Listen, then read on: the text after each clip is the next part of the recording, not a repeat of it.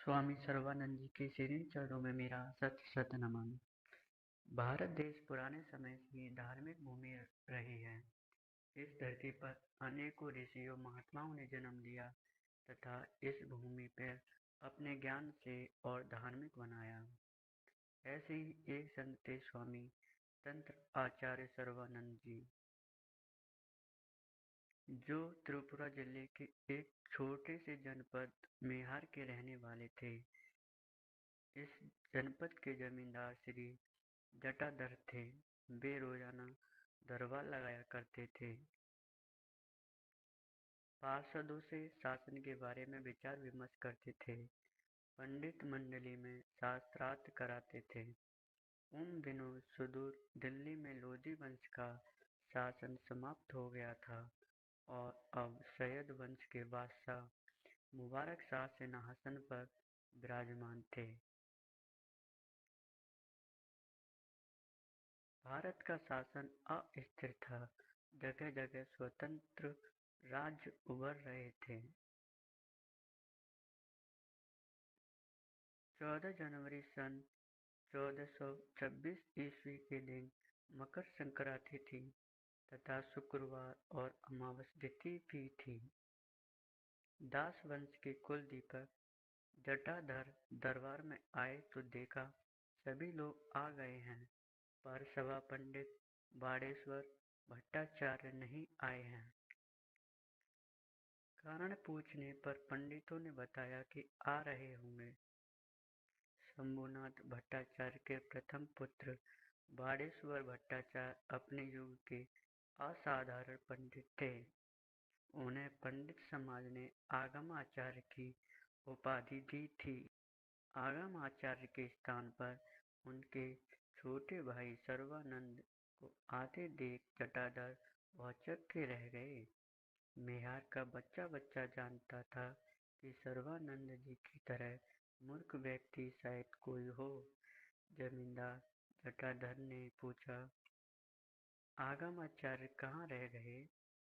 तो सर्वानंद जी ने कहा, आज भाई साहब नहीं आ सकेंगे, यही कहने के लिए उन्होंने मुझे भेजा है।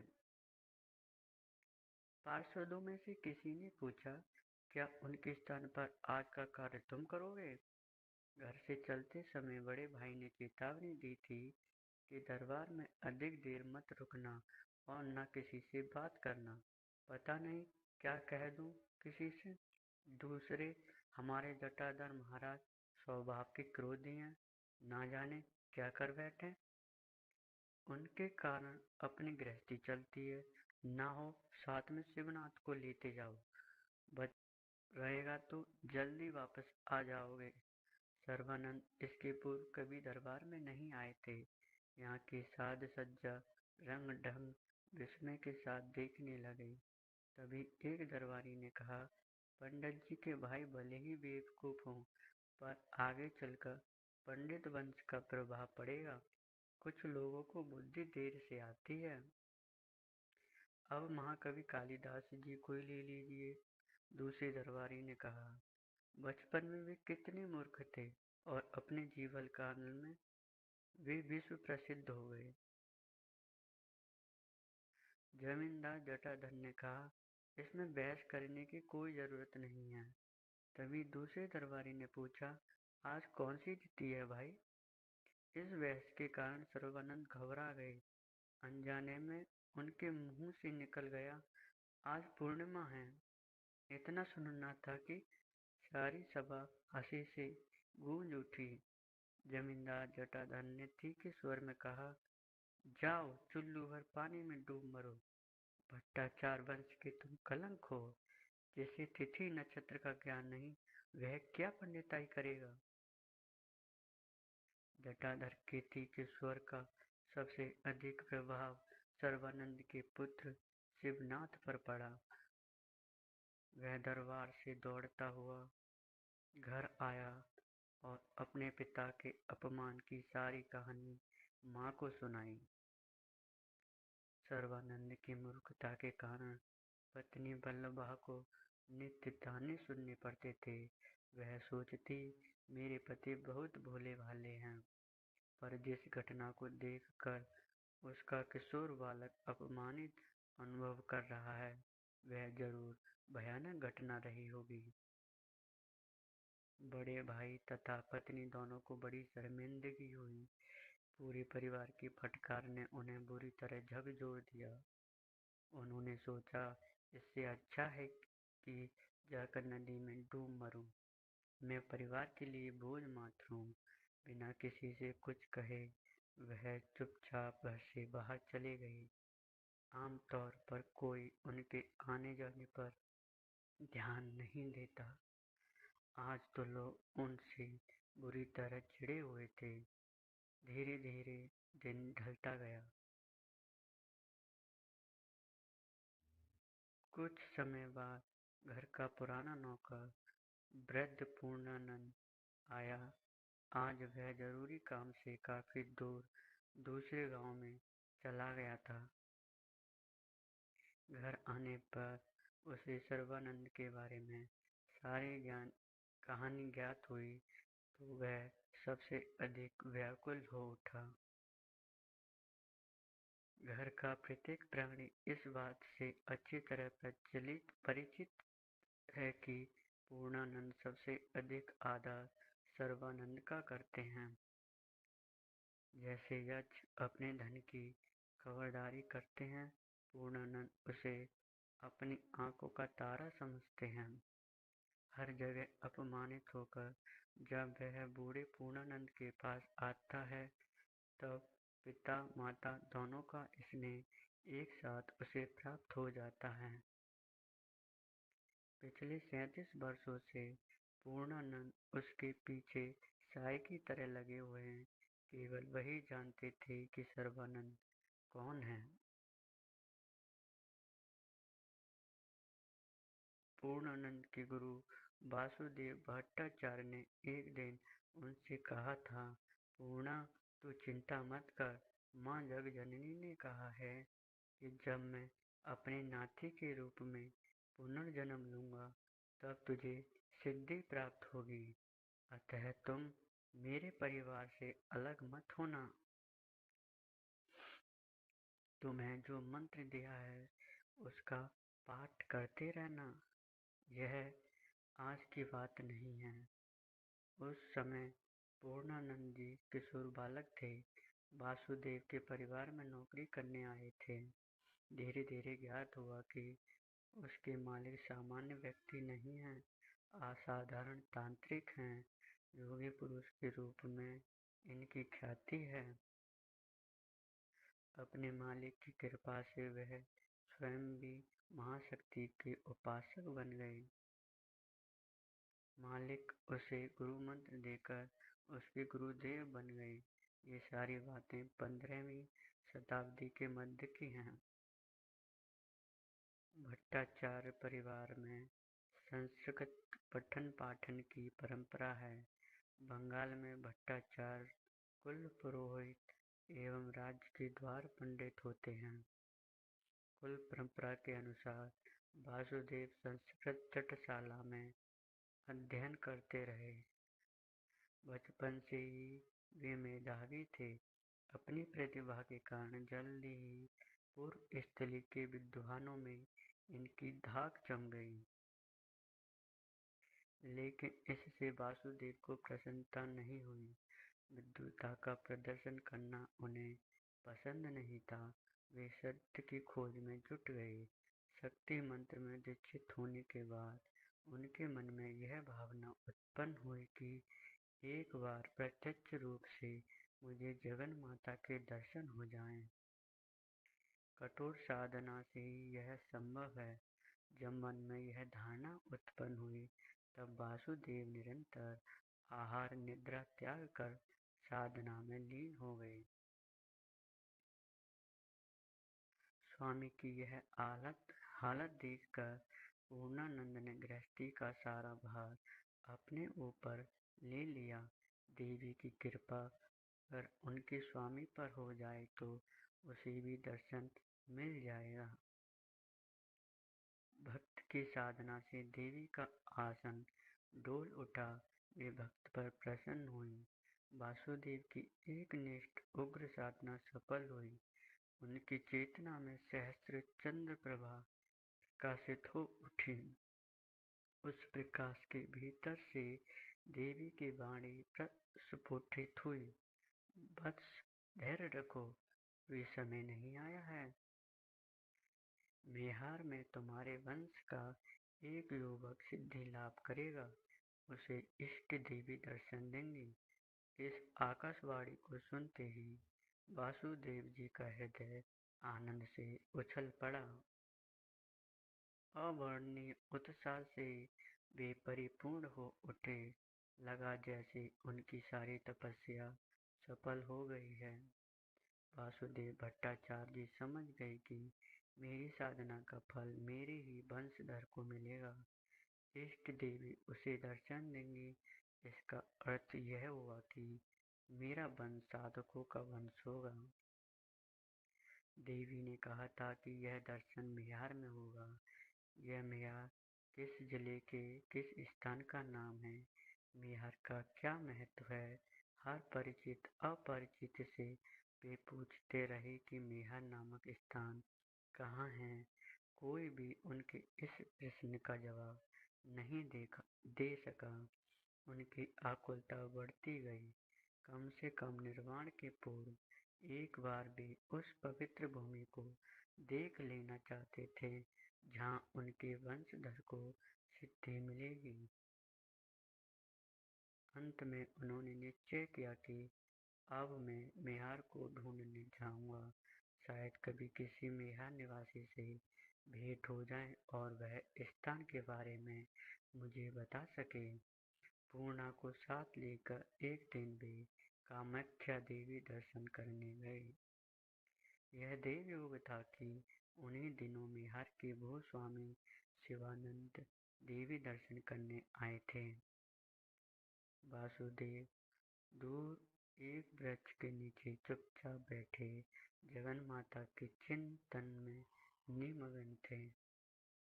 उनके चेहरे से एक प्रकार की ज्योति निकल रही थी।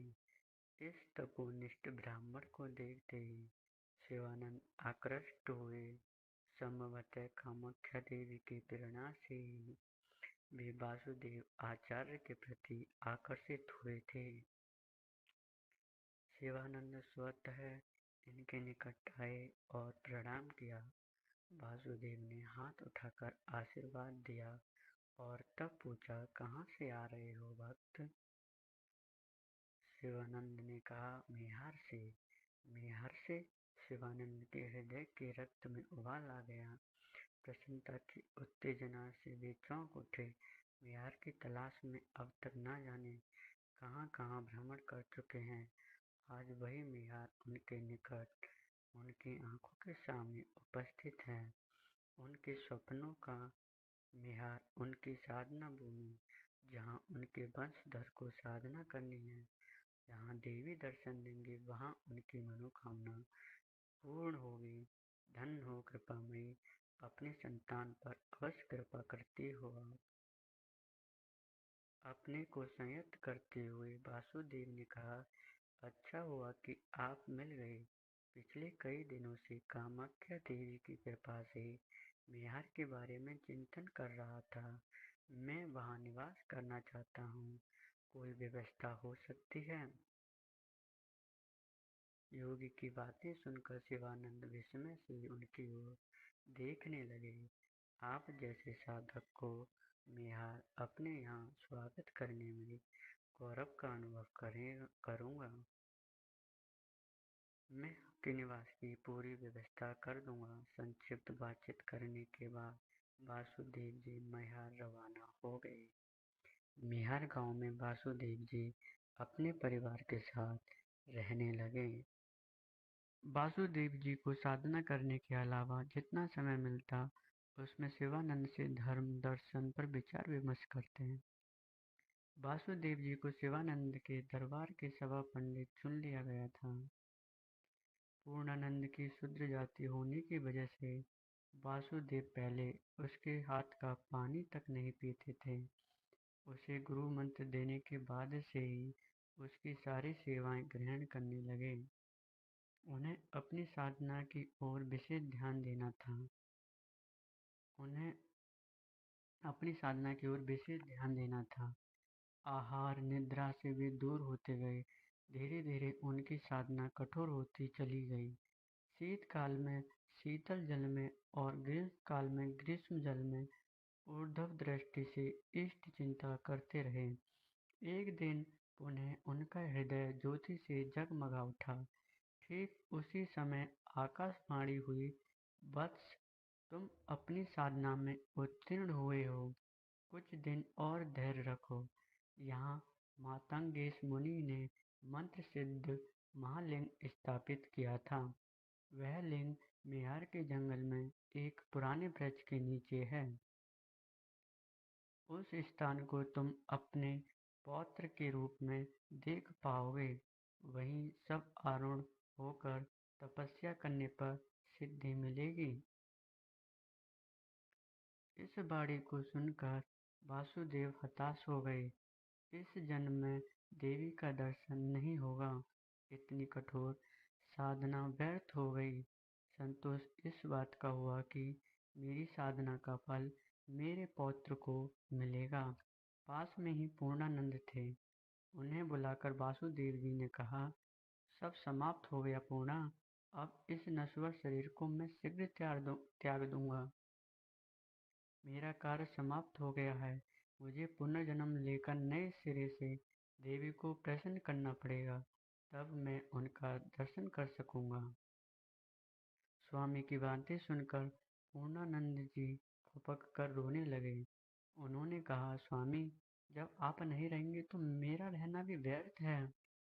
मेरा जन्म तो आपकी सेवा के लिए हुआ है। अगर आप मुझे ज्ञान न देते तो इन चरणों की सेवा करने का सौभाग्य मुझे प्राप्त न होता। वासुदेव जी ने घबराकर कहा, नहीं पूर्णा, तू चिंता मत कर। तुझे जो कुछ सिखाया है तू करता चल। अभी तेरा कार्य पूर्ण नहीं हुआ है। तुझे अभी बहुत कुछ करना है। मैं पुनर्जन्म लेकर तेरे पुण्य प्रताप से आगे अग्रसर होऊंगा। तू चला जाएगा तो मेरा सारा श्रम, सारी आकांक्षाएं नष्ट हो जाएंगी। अगले जन्म में एकमात्र तुम मेरे सहायक होगे। मैं सर्वदा सूक्ष्म रूप में तुम्हारे साथ रहूंगा। शोक करने की जरूरत नहीं। मैं केवल शरीर त्याग रहा हूँ। मन मेरा यहीं रहेगा। अब तुम चले जाओ। स्वामी की आज्ञा सिरोधार्य कर पूर्णानंद जी अपने गुरु को छोड़कर चल पड़े।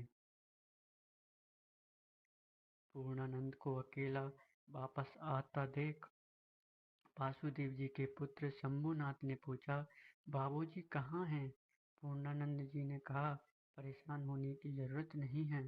गुरुदेव ने कहा है कि वे अब इस गृहस्थ आश्रम में नहीं आएंगे। मुझे यहाँ सेवा करने का आदेश देकर वे जंगल के भीतर चले गए हैं। पूर्णानंद जी के गुरु वासुदेव थे। पूर्णानंद जी को मंत्र देकर साधना करना सिखाया था। पूर्णानंद गुरु के बताए उपायों से आगे बढ़ते चले गए।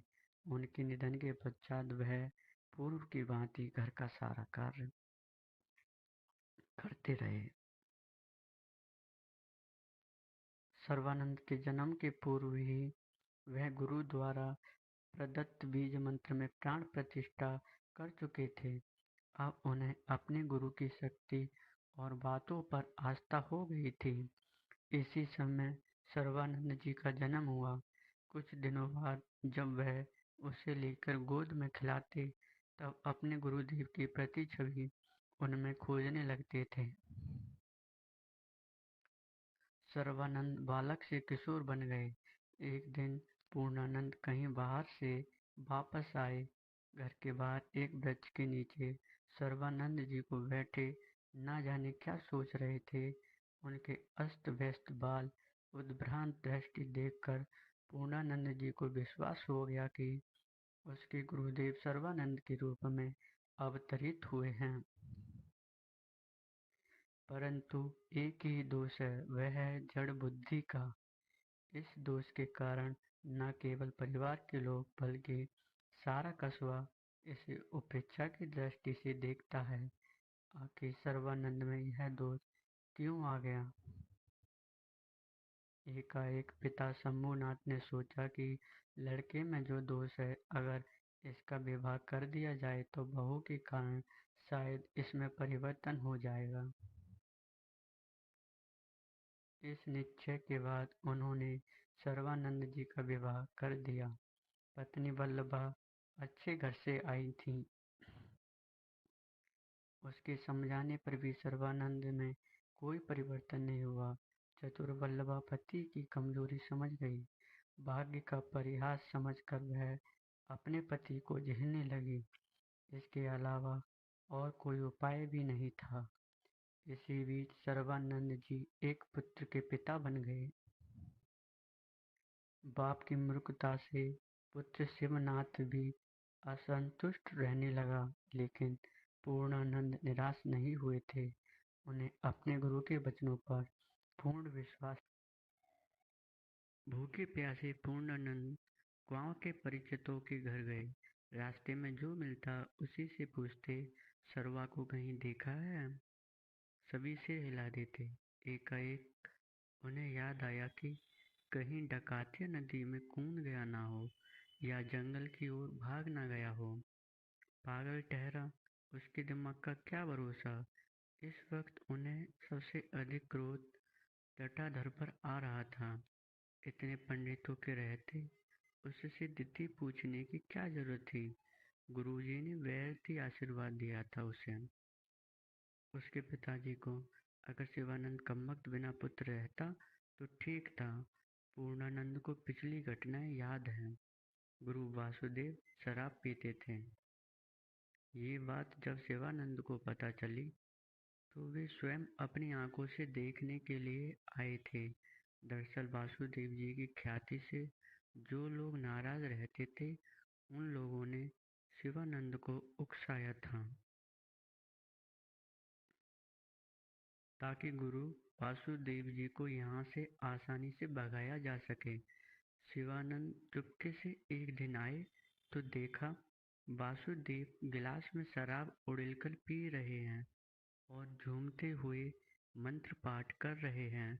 यह हरकत देख उसने तीखे स्वर में पूछा, कहिए गुरुदेव, यह मिथ्याचार क्यों? पात्र में शराब है और पी भी रहे हैं और कहते हैं कि सारी शिकायतें झूठी हैं।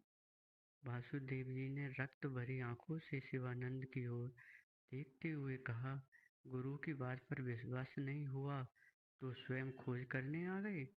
फिर बर्तन को प्रकाश के सामने रखते हुए कहा, कौन कहता है यह शराब है? अपने गुरु को शराबी समझने में तुम्हें संकोच नहीं हुआ? अपने गुरु पर लाछन लगाते हो। जिस मस्तिष्क में यह विकृति उत्पन्न हुई है वह विभक्त हो जाएगा। शिवानंद ने प्रकाश में देखा, उसमें शराब नहीं, चरना अमृत था। अब तो भूल हो गई थी। गुरु का शाप सुनकर वे चुपचाप चले आए। उन दिनों शिवानंद तालाब बनवा रहे थे। ना जाने किस बात पर मजदूरों में लड़ाई हो गई।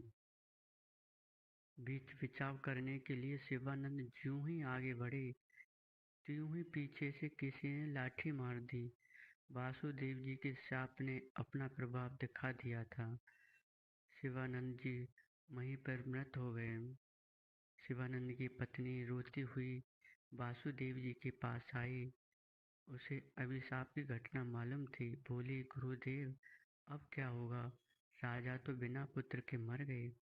वासुदेव जी ने कहा, नहीं, तुम गर्भवती हो। इसके बाद शिव की जटा से एक फूल देते हुए बोले, इसे घर ले जाकर खा लेना। यह पुत्र जटाधारी और तेजस्वी होगा। दास वंश इसी से चलेगा। वही जटाधारी इस राज्य का राजा है, शिवानंद का वंशधर। इसके बाप ने मेरे गुरु का और इसने मेरे गुरु के पौत्र का अपमान किया है। ईश्वर इसे सजा अवश्य देंगे। इधर घर से भी अपमानित होकर सर्वानंद डकातिया नदी के किनारे आकर रोने लगे। उन्हें लगा कि कोई यह नहीं चाहता कि वह जीवित रहें। पत्नी, बच्चे, पूरे परिवार के लिए वह भार हैं। ऐसे व्यक्ति का रहना या ना रहना बराबर है। क्रोध के आवेश में उछलकर नदी में कूदने ही जा रहे थे कि ना जाने कहाँ से आवाज आई, ठहरो, तुम्हें अभी जीना है, पढ़ लिख कर विद्वान बनना है, आज के अपमान का बदला लेना है, आत्महत्या पाप है, जाओ आज से साधना में जुट जाओ। सर्वानंद जी सक पकाकर चारों ओर देखने लगे कि कौन उसे यह निर्देश दे रहा है। कहीं कोई दिखाई नहीं दिया। कहाँ से आवाज आ रही थी, तुम्हें जीना है, बदला लेना है, साधना में जुट जाओ। ठीक है, आज से मैं पढ़ूंगा लिखूंगा। पढ़ने के लिखने के लिए भी तो ताड़पत्रों की जरूरत है। जंगल के भीतर प्रवेश करते ही एक ताड़ का पेड़ दिखाई दिया। सर्वानंद जी ने ऊपर चढ़कर ज्यों ही पत्ता तोड़ने के लिए हाथ बढ़ाया, त्यों ही एक विषधर श्याम फन उठाकर काटने को तैयार था। सामने और नीचे दोनों ओर मौत थी। भगवान ने बुद्धि और साहस दिया। झट फन पकड़कर वह पेड़ पर रगड़ने लगे। मृत्यु अनिवार्य है जानकर श्याम हाथ में लिपटकर उन्हें कसने लगा। दोनों में जीवन युद्ध जारी था। अंत में सांप की पकड़ ढीली पड़ गई। पेड़ से नीचे उतरते ही आवाज आई, बेटा, तुम कौन हो? सर्वानंद ने देखा, सामने एक जटाधारी बाबा खड़े तीक्ष्ण दृष्टि से देख रहे हैं। मस्तिष्क में जोर डालने पर वह उन्हें पहचान नहीं सका। उन्हें सन्यासी ने पूछा, क्या नाम है? सर्वानंद भट्टाचार्य। पेड़ पर क्यों चढ़ने गए थे? सर्वानंद ने आज की सारी घटनाएं बताते हुए कहा, मैं अब पढ़ लिख कर भी बड़े भाई की तरह विद्वान बनना चाहता हूँ। सन्यासी ने कहा, समय काफी गुजर चुका है, इस तरह विद्वान नहीं बन सकोगे। तुम स्वतः विद्वान बनोगे, पर मंत्रों के द्वारा। मैं तुम्हें मंत्र के द्वारा विद्वान बनाऊंगा। सर्वानंद को मुस्कुराते देख सन्यासी ने कहा, तुम्हें मेरे मंत्र पर विश्वास नहीं हो रहा है? अच्छा ठहरो। इतना कहने के बाद सन्यासी ताड़ के पेड़ के पास से सांप के दोनों टुकड़ों को उठा लाए। दोनों को आपस में जोड़कर उन्होंने मंत्र पढ़ा। सांप जीवित होकर जंगल की ओर चला गया। सर्वानंद जी भयभीत दृष्टि से इस दृश्य को देखते रहे। अब मंत्र पर विश्वास हुआ? चलो, यहाँ पद्मासन लगाकर बैठ जाओ।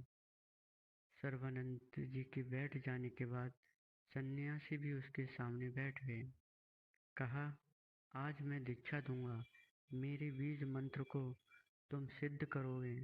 कहने के साथ ही उन्होंने सर्वानंद जी को स्पर्श किया। सर्वानंद जी को लगा जैसे विद्युत गति से कोई लहर सारे शरीर में दौड़ गई। एकाएक सर्वानंद जी बोल उठे, दीक्षा देंगे? आखिर क्यों? सन्यासी ने कहा, मुझे आदेश हुआ है। सन्यासी ने कहा, मुझे आदेश हुआ है कि तुम्हें संस्कार मुक्त कर आज ही दीक्षा दूं। वह शुभ मुहूर्त इस समय उपस्थित हुआ है और यही वह असाधारण स्थान है जहाँ क्रिया संपन्न होगी। जाओ, जल्द स्नान करके आओ, देर मत करना। सर्वानंद जी ने पूछा, पूजन सामग्री कहाँ है? सन्यासी ने कहा, सब कुछ मेरे पास है, तुम जाओ। सन्यासी के आदेश अनुसार स्नान कर सर्वानंद जी भीगे वस्त्रों में आकर बैठ गए। सन्यासी ने झोले में से तरह तरह की सामग्रियां निकालकर क्रिया संपन्न की। यथारीति दीक्षा देने के बाद सन्यासी ने उसके कान में बीज मंत्र सुनाया। कुछ देर ध्यानस्थ रहने के बाद सन्यासी ने कहा, आज तुम्हें अनेक कार्य करने पड़ेंगे। कई जन्मों की साधना वस्तु प्राप्त करोगे, यहाँ तक कि मुझसे भी महान सिद्ध योगी बनोगे। अब तक सर्वानंद जी के अंतर्मन का विकास हो चुका था। उन्होंने सन्यासी को प्रणाम करते हुए कहा, मुझे मुझे आशीर्वाद दीजिए गुरुदेव, मैं अपने कृत्य कार्य में सफल हो सकूं। सन्यासी ने कहा, समस्त कार्य जगन माता की कृपा से हुआ है।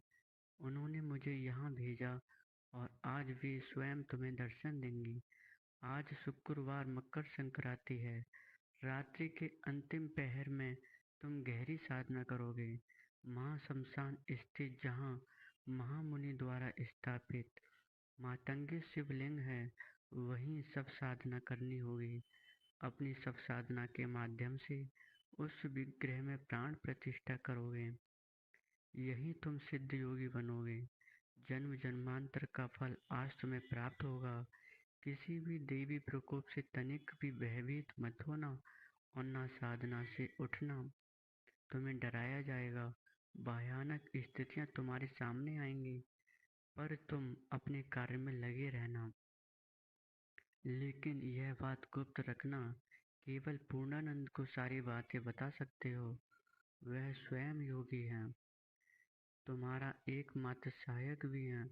भक्ति के माध्यम से वह उच्च स्तर तक पहुंच गए हैं।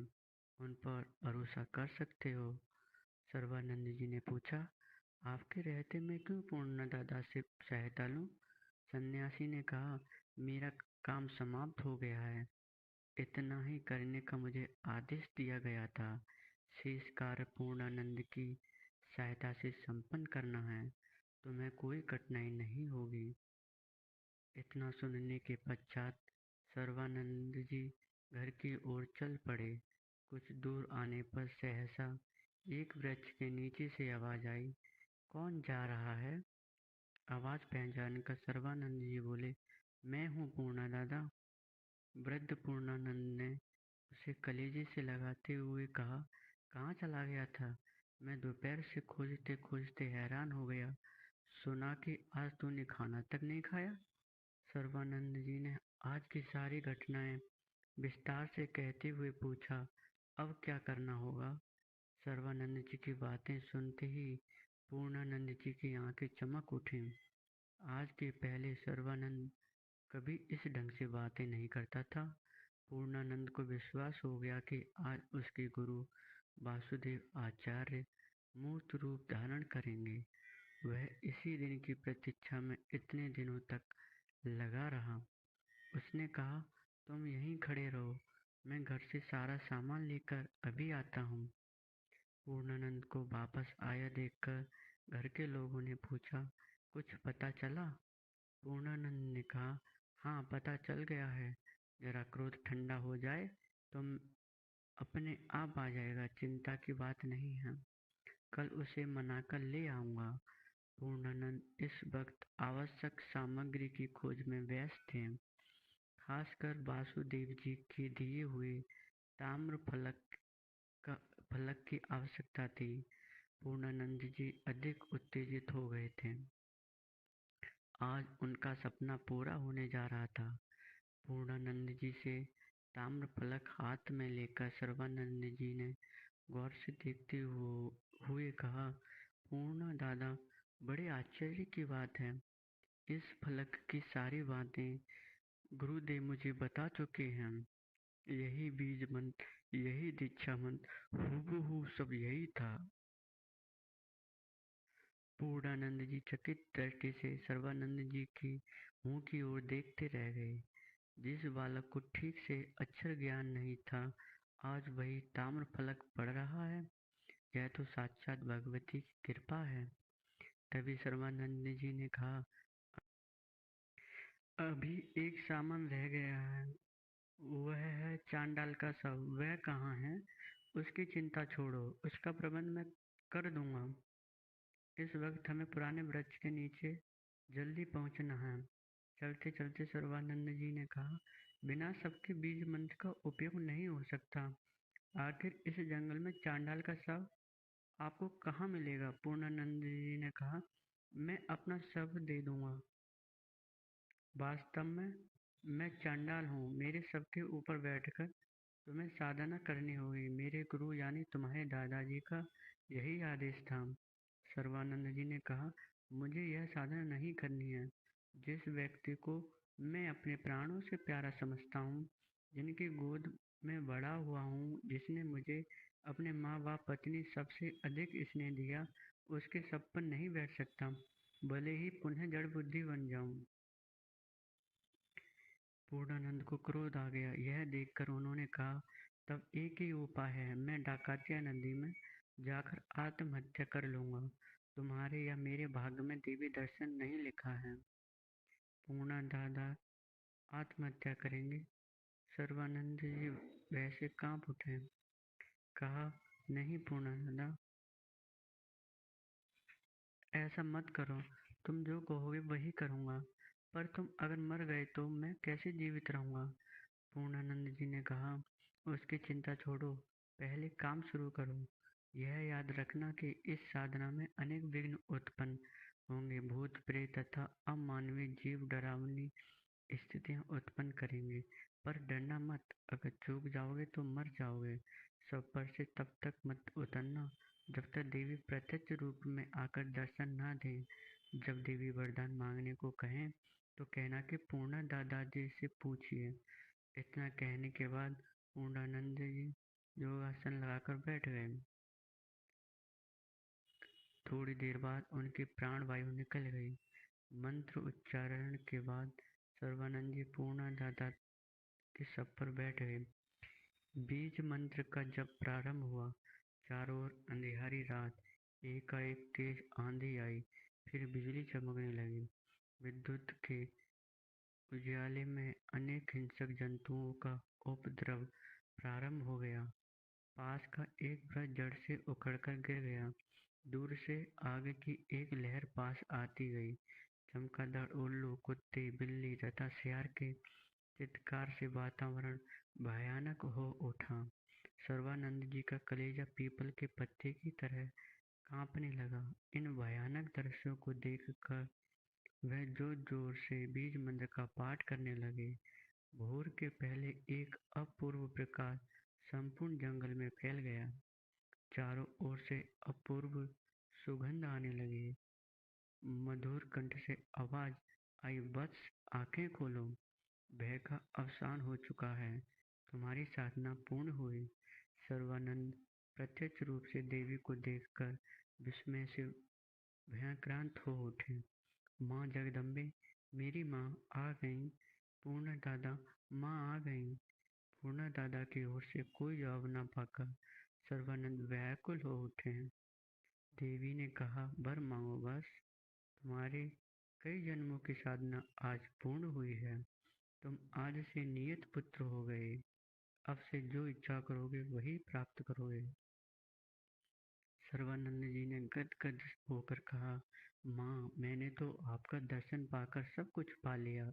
अब आप मेरे पूर्णा दादा को इच्छित वर दे दी। जगन माता मधुर मुस्कान के साथ बोली, तथास्तु। पूर्णानंद, उठो, अब तुम मुक्त हो गए हो। योग निद्रा त्याग कर मेरे दर्शन करो, मैं तुम्हें वर दूंगी। देवी के चरण स्पर्श से पूर्णानंद जीवित हो उठा। उसने देवी स्तव पाठ करने के बाद साष्टांग प्रणाम किया। दोनों हाथों को जोड़ते हुए उसने कहा, आज मेरी साधना सफल हो गई है। आपकी कृपा से यदि वासुदेव मेरे गुरु न बनते तो मुझे यह सौभाग्य प्राप्त न होता। गुरुदेव ने कहा था कि एक दिन तुझे देवी दर्शन होंगे। इसी आशा से मैं अब तक जीवित रहा। अब मुझे कुछ नहीं चाहिए।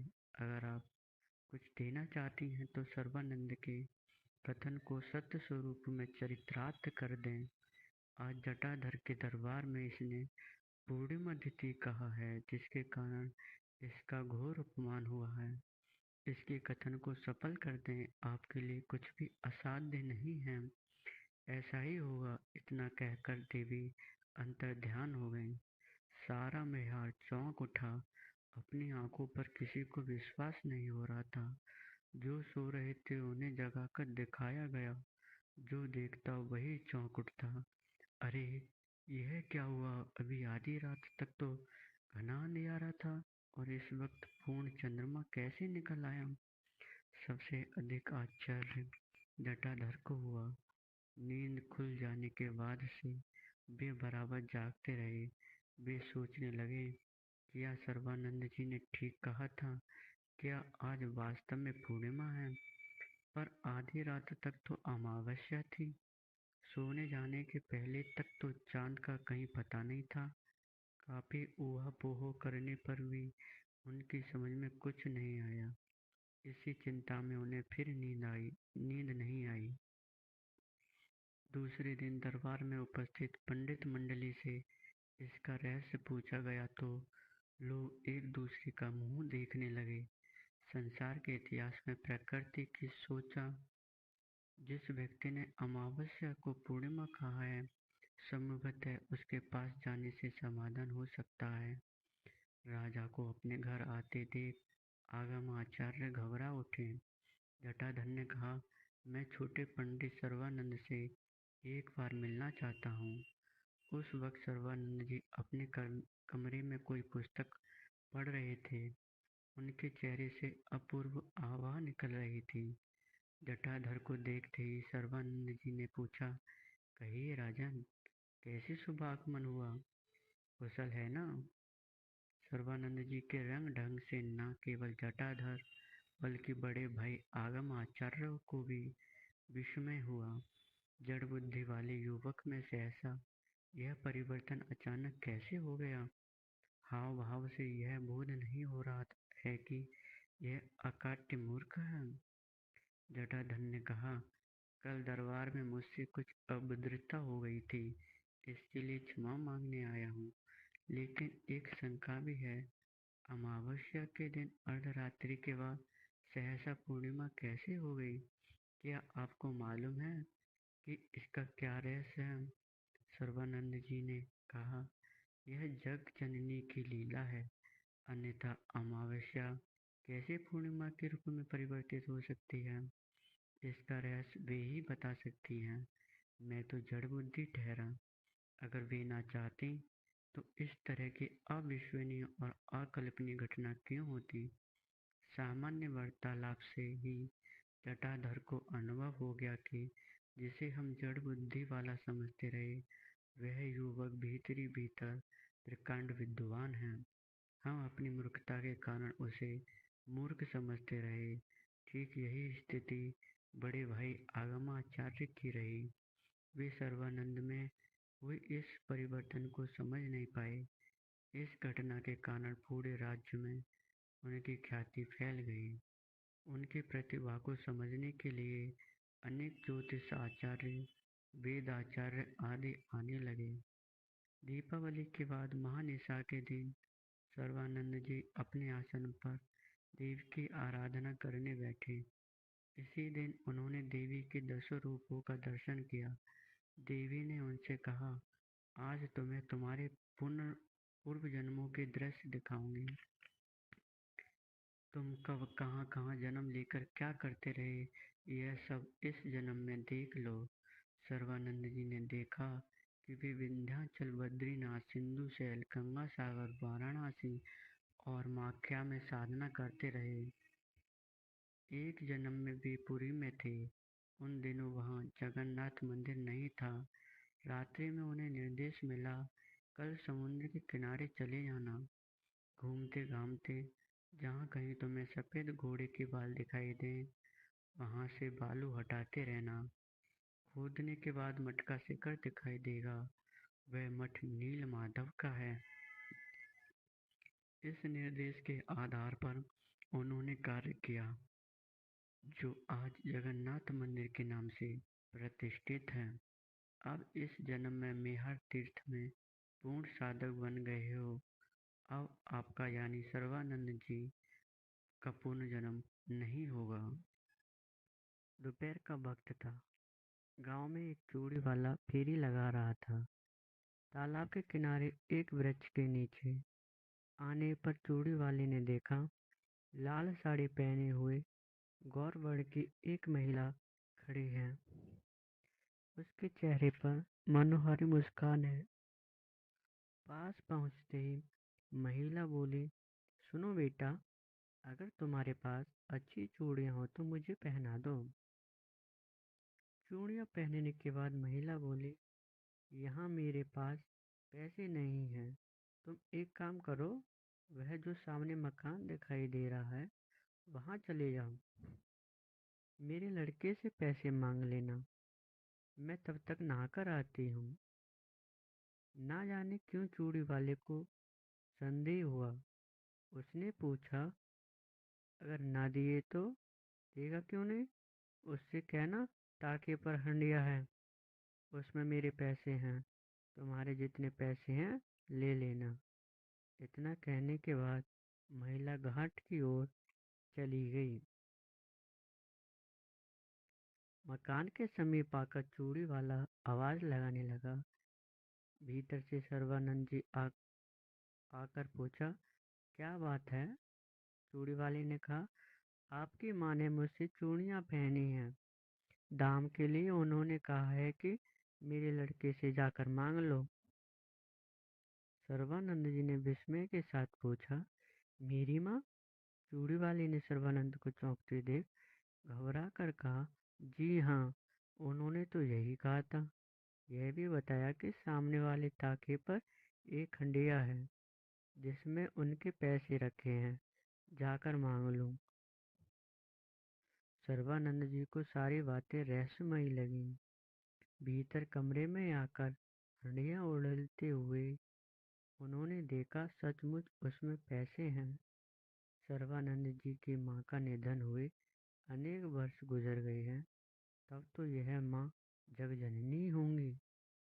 बाहर आकर उसने सारे पैसे देते हुए कहा, चलो तो जरा देखो मेरी माँ कहाँ है। चूड़ी वाला तालाब के किनारे आकर चारों ओर देखते हुए बोला, यहीं पर वे खड़ी थी, यहीं मैंने उन्हें चूड़ी पहनाई। यह देखिए, एक चूड़ी टूट गई थी, उसके टुकड़े पड़े हैं। इतना सुनते ही सर्वानंद जी दम से वहां बैठ गए और जमीन से मिट्टी उठाकर सारे शरीर पर मलने लगे।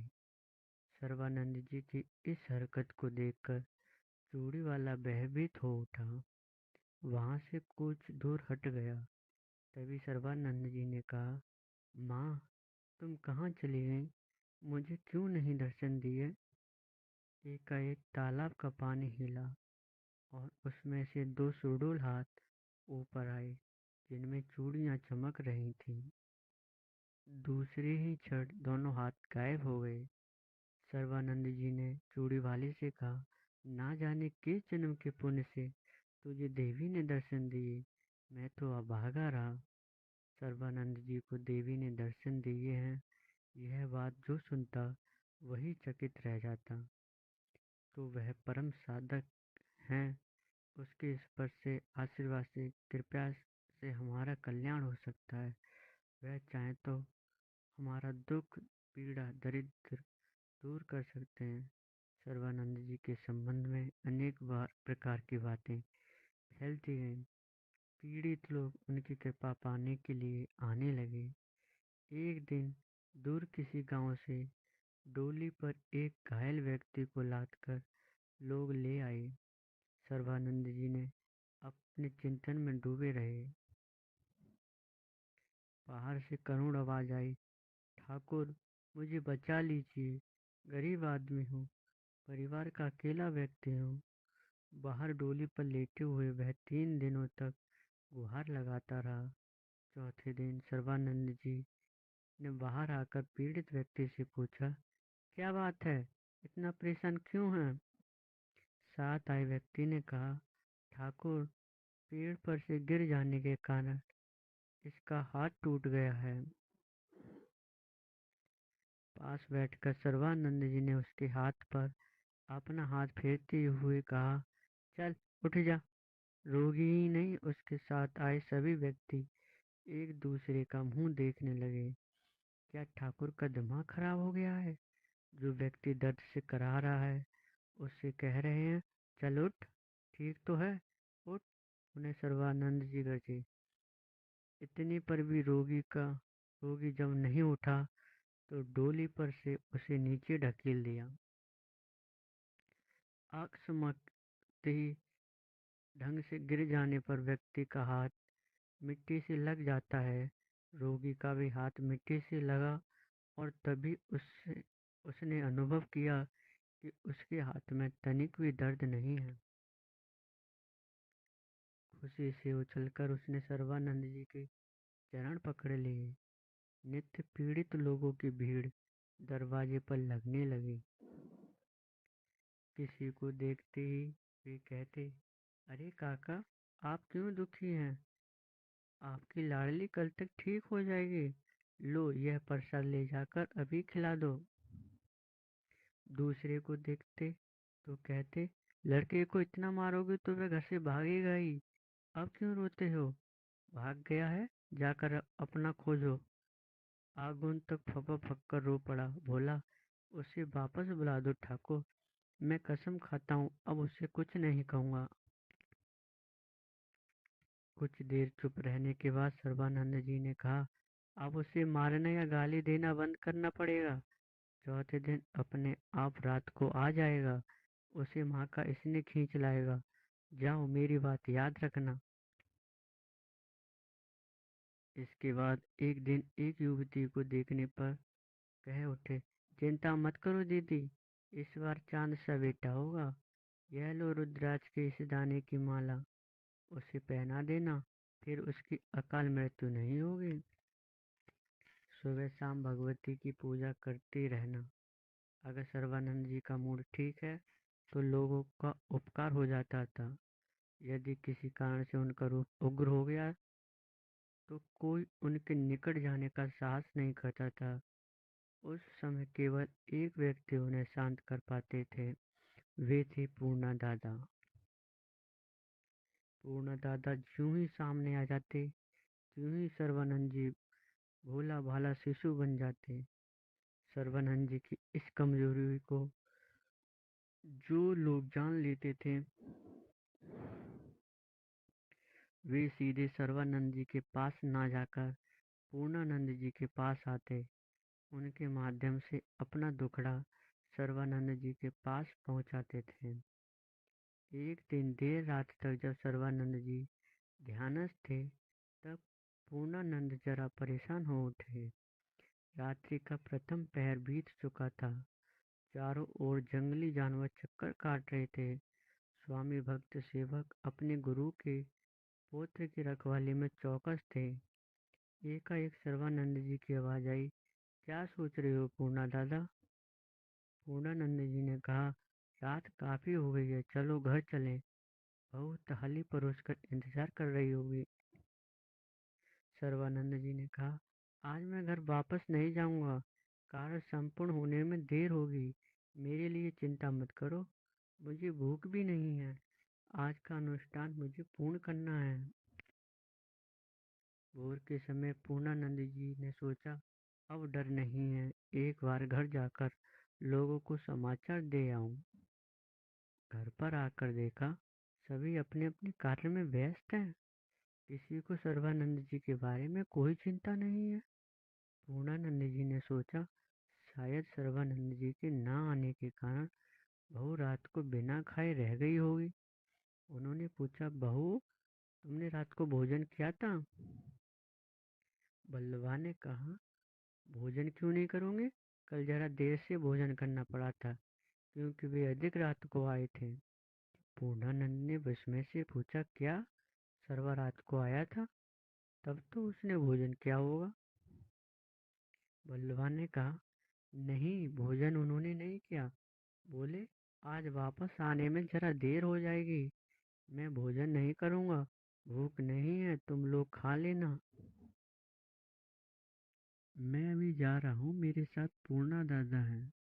चिंतित होने की जरूरत नहीं, पूर्णा दादा भी नहीं खाएंगे। पूर्णानंद को अच्छी तरह याद है कि सर्वानंद रात भर अपने आसन पर बैठा रहा, एक क्षण के लिए भी नहीं उठा था। अब योगी पूर्णानंद को विश्वास हो गया, उसे अलौकिक शक्ति प्राप्त हो गई है। मनी मन देवी भगवती को उसने प्रणाम किया।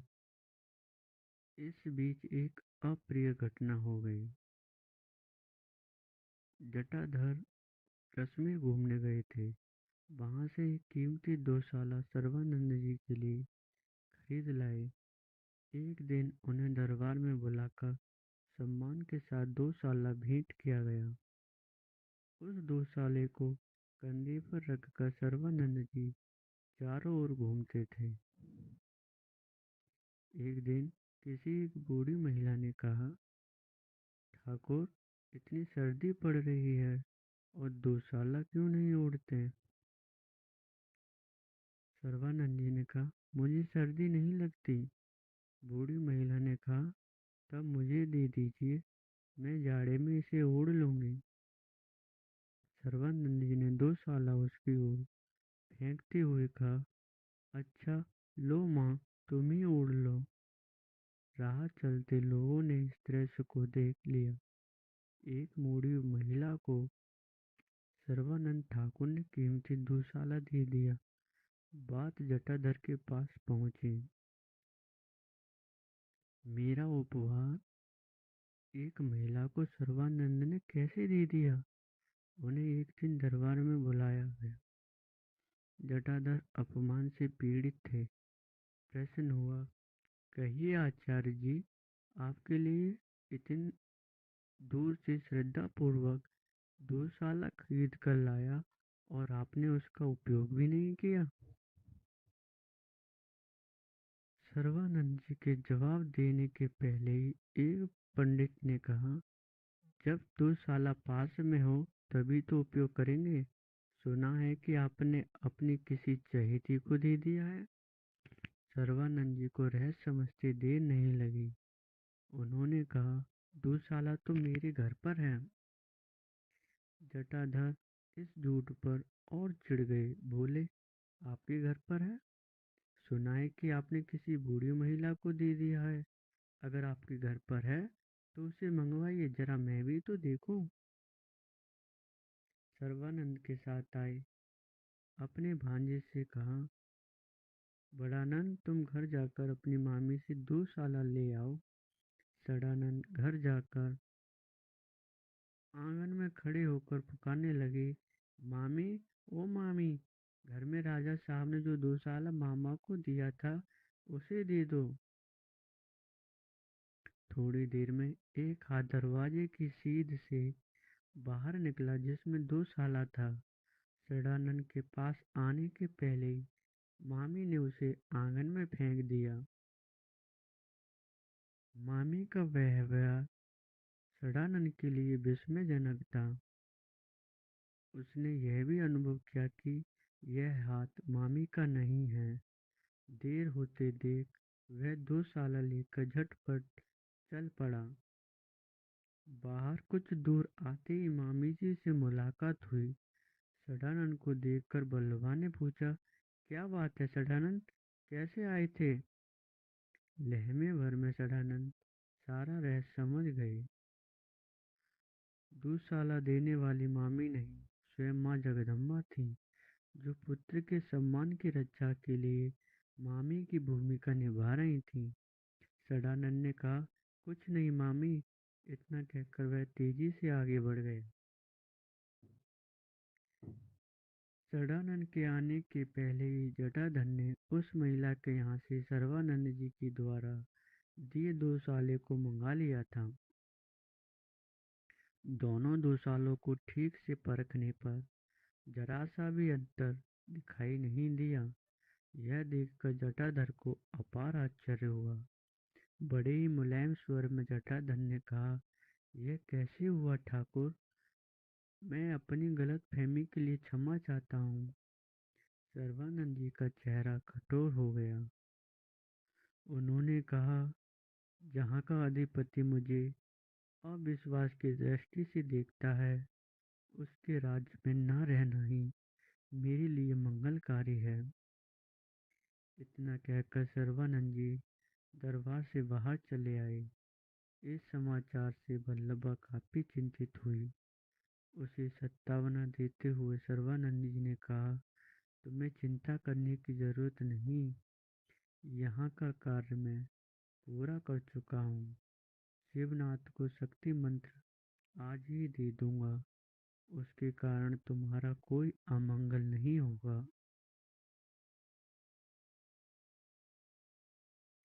स्वयं तुम भी अधिक दिनों तक यहाँ नहीं रहोगी। सभी लोगों के अनुरोध को ठुकराकर एक दिन सर्वानंद जी बिहार से चल पड़े। इस यात्रा में उनके सहयोगी हुए पिता के समान योगी पूर्णानंद और भांजा सदानंद। तीनों व्यक्ति यात्रा करते हुए जसोर आए। यहाँ के राजा थे प्रतापादित्य, इनकी सभा के सभा पंडित थे चंद्रचूड़, आगम बागेश अधिकतर सेनहाटी गांव में रहते थे। वहाँ पाठशाला में छात्रों को पढ़ाया करते थे। संपूर्ण बंगाल में आगम शास्त्र के प्रकांड विद्वान थे। एक दिन आगम बागेश ने देखा कि एक गौरवर्ण का युवक उनके पास आया। प्रणाम करने के बाद उसने कहा, मेरा नाम सर्वानंद भट्टाचार्य है। आपसे आपसे आगम शास्त्र पढ़ने के लिए आया हूँ। कृपया मुझे शिष्य के रूप में ग्रहण करें। यह तो प्रसन्नता की बात है वत्स। आओ। आगम बागेश ने सादर स्वागत किया।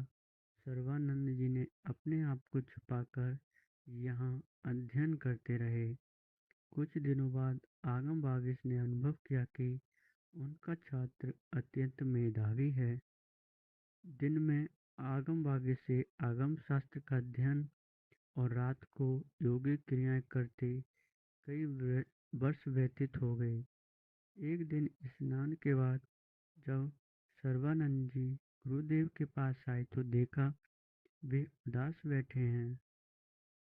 उसने पूछा, क्या बात है गुरुदेव, आज आप बड़े उदास मालूम पड़ रहे हैं। आगम बागेश ने कहा, बात ही कुछ ऐसी है। दक्षिण भारत से एक विद्वान यहाँ शास्त्रार्थ करने आया है। कल दरबार में उसे शास्त्रार्थ होगा। सर्वानंद जी ने कहा, तब चिंता किस बात की, आप तो महान शास्त्रज्ञ हैं।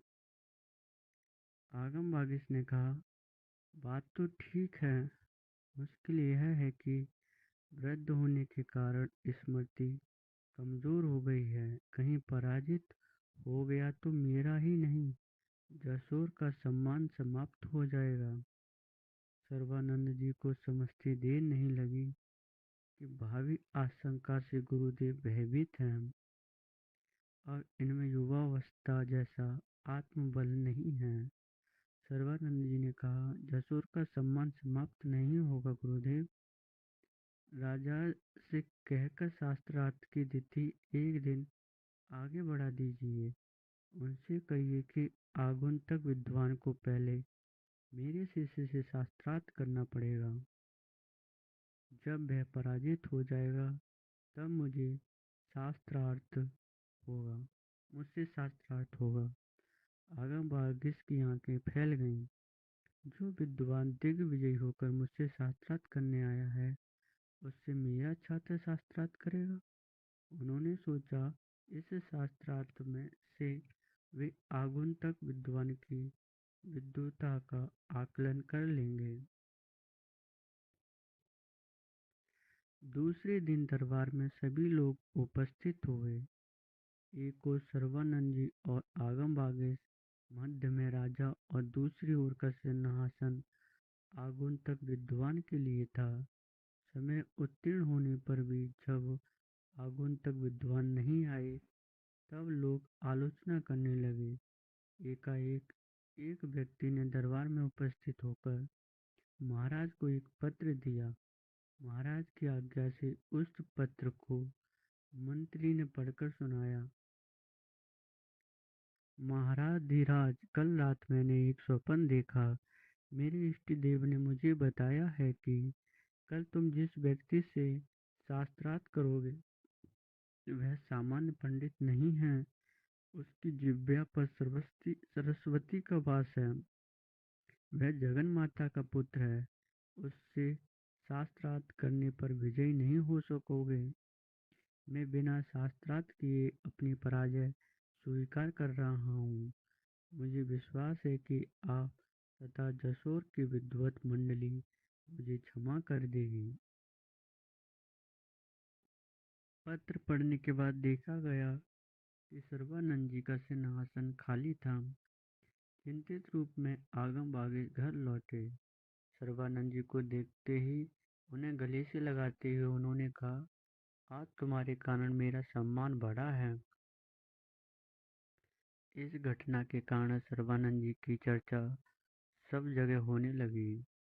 सर्वानंद जी यहाँ बिना आत्म परिचय दिए अध्ययन कर रहे थे, लेकिन अब बढ़ती भीड़ के कारण वे परेशान हो उठे। एक दिन उन्होंने आगम बागिश से कहा, आपकी कृपा से मेरा अध्ययन कार्य पूर्ण हो गया है। अब मैं वाराणसी जाने की अनुमति चाहता हूँ। इधर एक अरसे से आगम बागी सर्वानंद जी को यहाँ स्थायी रूप से रखने का उपाय सोच रहे थे। आज मौका पाकर वे बोल उठे, जाना चाहते हो बेटा, पर अभी तक तो तुम गुरु दक्षिणा नहीं दी। सर्वानंद जी विनीत भाव से कहा, आज्ञा कीजिए गुरुदेव। मैं चाहता हूँ कि मुझे कन्यादान से मुक्ति दो। मेरी एकमात्र कन्या को तुम ग्रहण कर लो। आगम बागिश के इस प्रस्ताव को सुनकर वह चौंक उठे। कहा, गुरुदेव, मैं विवाहित ही नहीं बल्कि एक पुत्र का पिता भी हूँ और मेरी उम्र काफी हो गई है। आगम बागिश ने कहा, इससे क्या हुआ? कुलीन ब्राह्मण एक से अधिक विवाह करते हैं।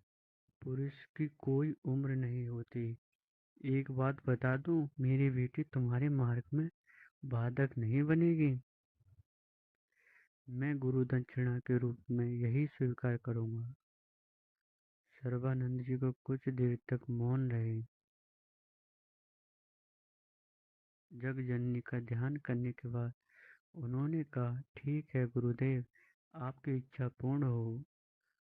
गौरी देवी से विवाह के बाद सर्वानंद तांत्रिक साधना में निमग्न हो गए।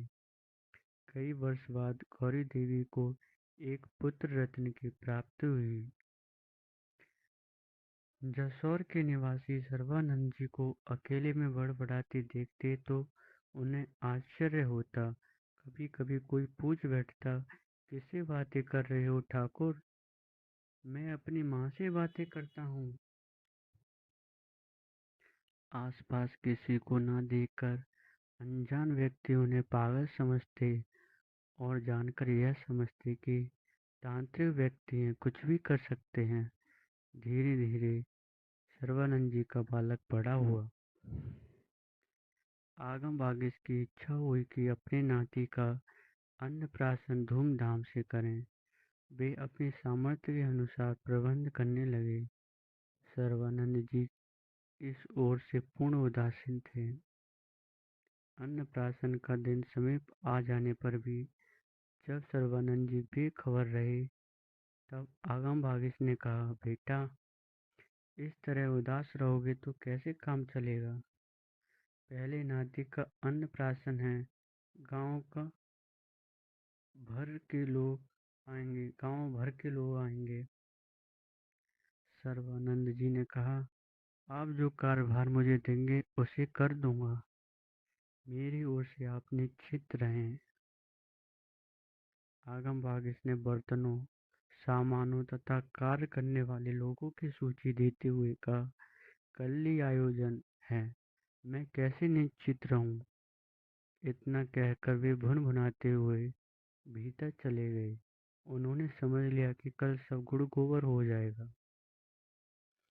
अचानक भोर के समय कलरव सुनकर उनकी नींद खुल गई। तालाब के किनारे आकर उन्होंने देखा कि सैकड़ों लोग मौजूद हैं।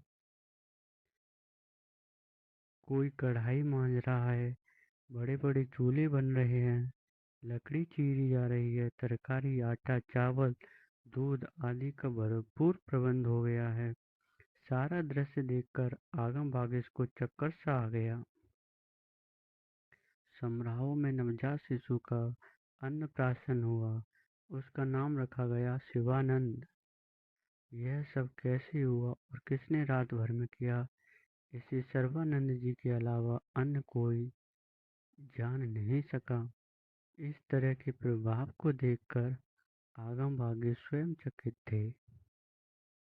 बरसात बीत जाने के बाद पुनः एक दिन सर्वानंद जी ने अपने ससुर से कहा, अब मुझे आज्ञा दीजिए गुरुदेव, यहाँ का काम समाप्त हो गया है। मेरी बहुत दिनों से इच्छा है कि वाराणसी जाकर मैं पठन पाठन करूं। आगम बागेश तथा गौरी ने काफी अनुनय विनय किया, पर सर्वानंद जी सभी की बातों की अपेक्षा कर वाराणसी की ओर रवाना हो गए।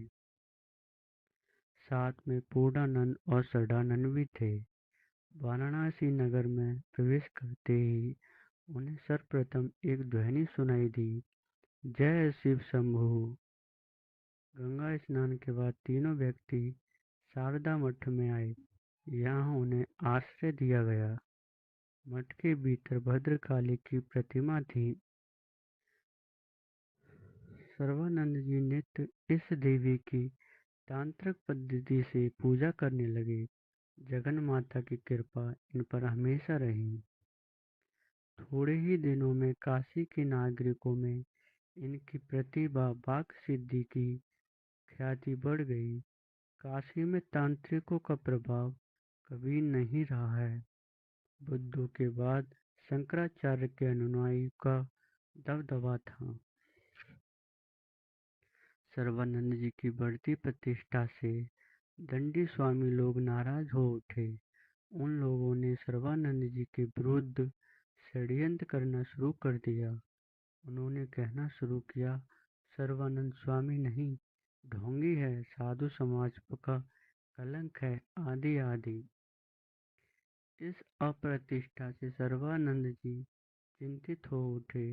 उन्होंने सोचा कि इन मूढ़ लोगों को बुलाकर समझाना चाहिए। उन्होंने भंडारे का आयोजन किया। निमंत्रण भेजने पर दंडी स्वामियों ने आने से इनकार कर दिया।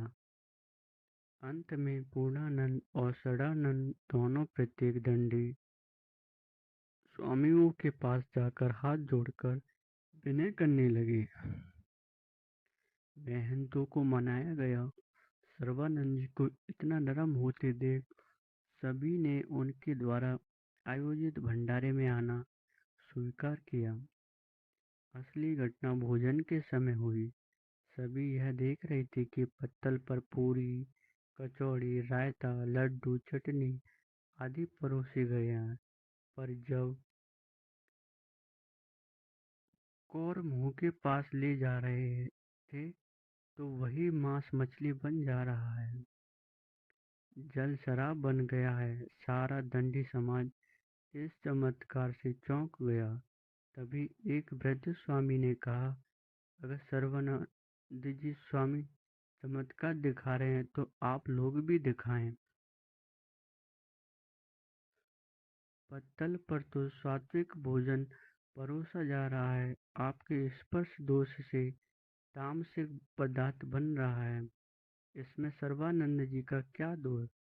आप लोग केवल ढोंगी साधु हैं, वास्तविक योगी को पहचान नहीं पा रहे हैं। वह देवी के भक्त हैं, उन पर देवी की असीम कृपा है। अच्छा हो हम सब उनसे क्षमा मांग लें। सर्वानंद जी भी यही चाहते थे। दंडी स्वामियों का अहम दूर हो गया। उन्हें समझते देर नहीं लगी कि सर्वानंद जी उच्च कोटि के साधक हैं। इस घटना के बाद दंडी स्वामियों का उपद्रव शांत हो गया। वे सर्वानंद जी के आदर करने लगे। लोग लेकिन यह आदर सर्वानंद जी को रास नहीं आया। वे और ऊपर उठना चाहते थे। एक दिन सदानंद और पूर्णानंद को बिना कोई सूचना दिए वे अंतर ध्यान हो गए। फिर उनकी कोई सूचना इन्हें कभी प्राप्त नहीं हुई। सर बुड्रप ने, जिन्होंने स्वामी सर्वानंद जी की जीवनी लिखी है, कहा है सर्वानंद जी आज भी कहीं न कहीं योगाभ्यास करते रहने के कारण जीवित हैं।